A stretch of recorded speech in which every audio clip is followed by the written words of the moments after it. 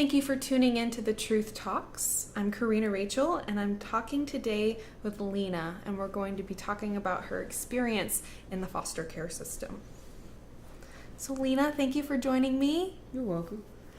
Can you maybe start by talking to us about maybe what age and how you ended up in the foster care system?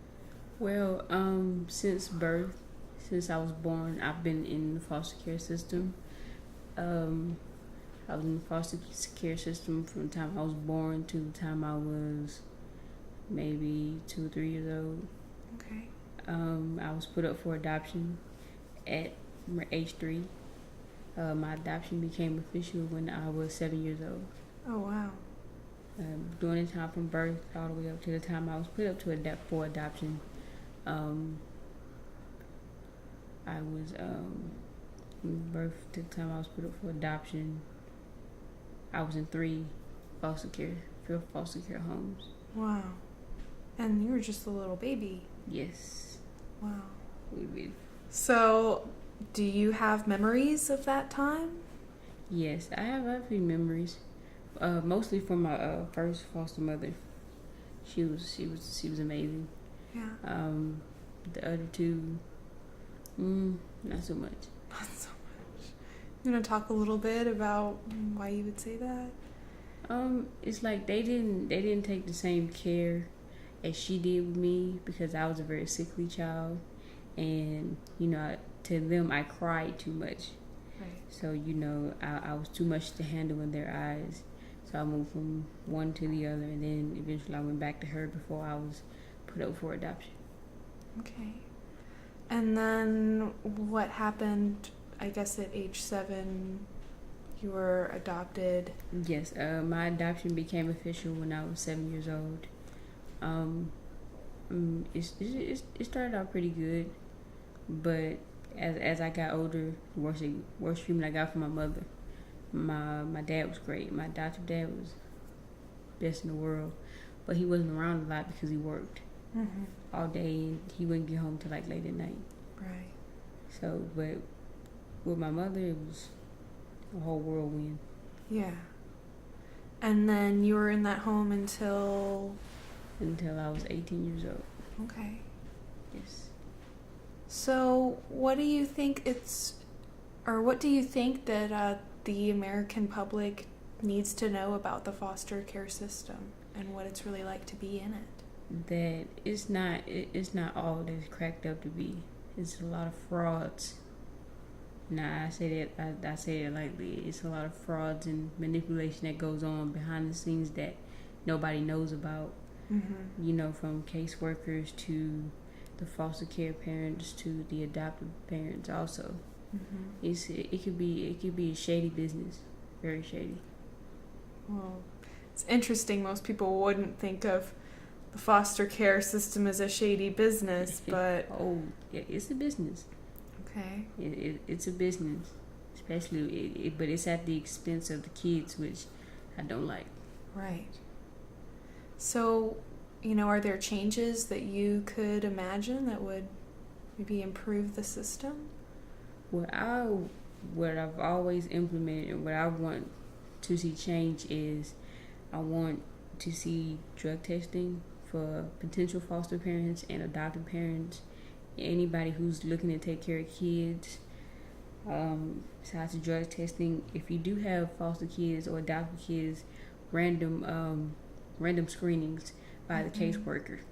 So, because 9 times out of 10, when it's scheduled, they can make everything look, all pretty and whatnot, and paint the perfect picture when that child is in the house still going through hell. Right. So, I think the accountability measures are not really keeping the parents accountable. No, and then it's easy for the parent, foster parent or adoptive parent, to blame it on the child. Right. And that's not right. When they're at fault, the child and the teenager doesn't know what they're doing. All they can do is try to follow the example that you set for them. And if you don't set any, then that child has no place in society. Right. So, did you receive a mental health diagnosis, or were you put on medications at any point? Yes, I was put on medications until I was 14 years old. And when did that begin? When I was a child, I was like, say about 8. Wow. 8 years old. It was years on it, and I couldn't stand it. I could not stand it. It was horrible. Do you remember which medication they had you on? It was a lot, but the main one I remember was Ritalin and Adderall. Those are the main two. Right. They had you on several, though. Yes. Do you know how many, if you could kind of give a guesstimate? It was like 4 or 5 they had me on. Mm-hmm. But those two I was forced to take. Right. And you said they did not make you feel better. No, not at all. It made it worse. I felt like a mass murderer when I was on it. Just being honest, like you couldn't sit next to me and touch me without me having an angry reaction to you. That's just how it was. Wow. So you actually felt more dangerous. Yes, I was more dangerous when I was on it, 10 times as dangerous. Wow. And anybody that really knows me knows I'm a nice, easygoing person. When I was on it, I was nobody to be around. Wow. Nobody. And so when did you go off of those medications? I guess like when you aged out, or? No, but when I was like a teenager, like 13, 14 years old, that's when I, eased my way off of it because it wasn't doing me any good. Right. If I would have stayed on it, I'm pretty sure I would have been in jail by now. Wow. And that's just crazy because most people think that, you give someone those medications to make them behave or to calm their anger. It actually sounds like they made you more angry. Yes, it doesn't calm anything. It makes you a zombie. Yeah. It gives you the zombie effect. Then you're forced to go to school. You have to take it there. Then you got to go back home and take it. And it's like you don't want to do anything but just sit there, either stare at a wall or just go to sleep. Wow. Those are the two main things that it did for me, and I didn't like it. Right. So let's kind of maybe fast forward. So I guess at 17, you left your adoptive family, or? Actually 18. I was put out. Okay. And what do you mean put out? She told me that she didn't need me anymore. I wasn't wanted, so she told me, go ahead, pack my stuff and get out. What I bought you stays here, and you take this, and this, and then you go. Wow. Yeah, I haven't really been allowed to go back there because it's pretty much the same result every time I go back. Wow. So what did you do once you were, I guess, basically kicked out of her house? I was homeless for a little bit. Then I did a lot of couch surfing. Once the couch surfing stopped, I was on the streets for a little while, for like a couple of weeks. Had a car. I was living out of my car.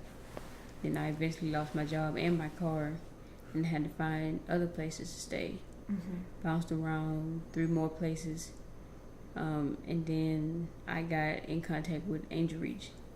A friend helped me look up Angel Reach because she had a computer, and she let me spend a couple days at her house so I can shower and freshen up and things like that.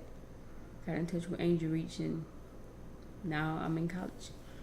Great. Well, what are you studying? Business management. Cool. Yes. So you're on track to, I guess, go to college, start a career. My goal is to be my own boss, and is to also help people because everybody needs somebody to talk to. That's what these kids need the most. And if they don't have that, then you're setting them up for failure when you don't give them the love that they deserve. Right. So you feel like, I think that's just very telling that you would point out that the system is kind of setting kids up for failure. I think that's a very kind of... It is. Is this many good ones compared to this many bad ones. And when you have so much bad, the good becomes smaller and smaller and smaller. There's too many kids dying in the bad ones that the good ones get overlooked and passed up. And it shouldn't be that way. Mm-hmm. So if there was something that you could say to the foster care youth, to other kids who are either in a foster care home or maybe even who have been adopted, what would you want to say to them? That, as long as you know that you want to be somebody, don't let anybody tell you no. I've been abused. I've been physically abused, mentally, sexually, the whole nine. But you have to know that there's light at the end of the tunnel. The darkness don't last always. It doesn't. It doesn't. You have to know that somebody out there loves you. Whether you know it or not, somebody out there loves you. And, if you could sit down with the state directors of the foster care program in CPS, what would you want to say to them? Oh man, to the directors and the staff, make sure you're in it for the right reason. If you just in it for the money, pick another profession, because their lives at stake every single day, from babies all the way up to teenagers, 18 to you in your 20s. Mm-hmm. This is not, a child's life, anybody's life is nothing to be played with. Right. And if you're just in it for the big business of it, then don't join. Don't join, because these kids need help. Mm-hmm. Everybody needs help. And if I didn't have that one person outside of the home to tell me, my dad to tell me that I was going to be somebody and motivate me to be, give me that drive to let me know that this ain't, this is not it. Mm-hmm. You deserve to be happy. You deserve to be happy. If you're in it, just to say, oh yeah, I do it and blah blah. Don't. Right. Don't just. You might as well take off your suit and tie right now and hang it up. Mm-hmm. I think that's definitely a message that's come through in a lot of these interviews that I've done today. These kids, they feel like they're just a number. They feel like they're just helping somebody get a paycheck, and clearly that's not what anyone needs to be conducive to them growing up and being successful and just feeling good about themselves. I was talking to a friend of mine, and he was like, how can they need to be responsible for raising good and productive citizens, talking about the children. I said, well, if the person you're staying with, the adult that you're staying with, is not a good, responsible, productive citizen, then you have no example to follow. Mm-hmm. You can't expect them to become good and productive if the person that's raising them up to be still has so many faults that they need to work on themselves. Right. It needs to be a balance between the two. Mm-hmm. Give to people who want to adopt and foster, give it to them. Let them have the kids, because they need to be around somebody that cares. Right. More kids get put into the hands of people that don't care than the ones that do. Mm-hmm. Mm-hmm. And it should be the other way around. Right.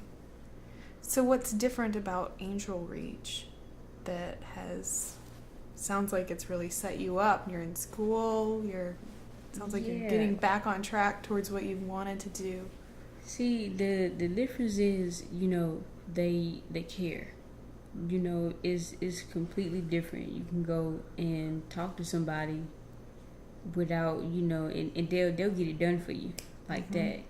For the most part, these kids here, these parents say, oh yeah, I'm gonna get this for you, I'm gonna get that, and nothing shows. It's empty promises.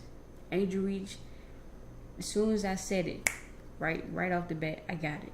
Mm-hmm. From, college tuition waivers, paperwork that I was missing, they got on it, and I got it within a matter of weeks. These kids, they stop hearing broken promises. Right. It's a lot of people out there that'll tell you lies and then say, well, we're gone. I ain't got time for you. Mm-hmm. I told you, but yeah, you're not going to get that. So keep it moving. Right. You know, it's just all about the difference between Angel Reach and most of these other transitional living places is that, you know, is it's all love. You know, you can, like at the house that I stayed in, you know, you can get up, cook for yourself, clean for yourself, you know, bathroom, they provide you with soap, everything. If you don't have any clothes, if you didn't come with anything, they'll give you what you need. They make sure that you're safe. You know, it's a safe environment. To those who've never been around it, you know, they won't know what it feels like. Right.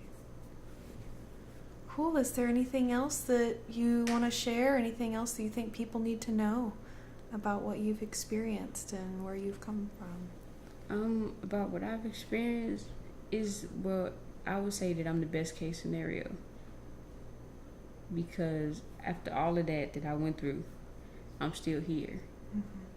You know, and I'm making up in my mind what I want to do, and nobody's telling me that I can't. That's it. So you feel that you've gotten on your feet, so to speak. Oh yeah, I'm on my feet, and you know, I'm on my way, thanks to, you know, God and people who I've been around that actually care. Awesome.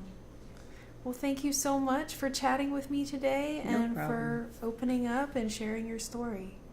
Thank you so much. You're welcome. Thank you. Thank you so much for watching. I do hope that you'll subscribe to the channel so you can see the future videos in this series. Please leave your thoughts, comments, and video requests below. I look forward to seeing you next time. Thanks so much for watching.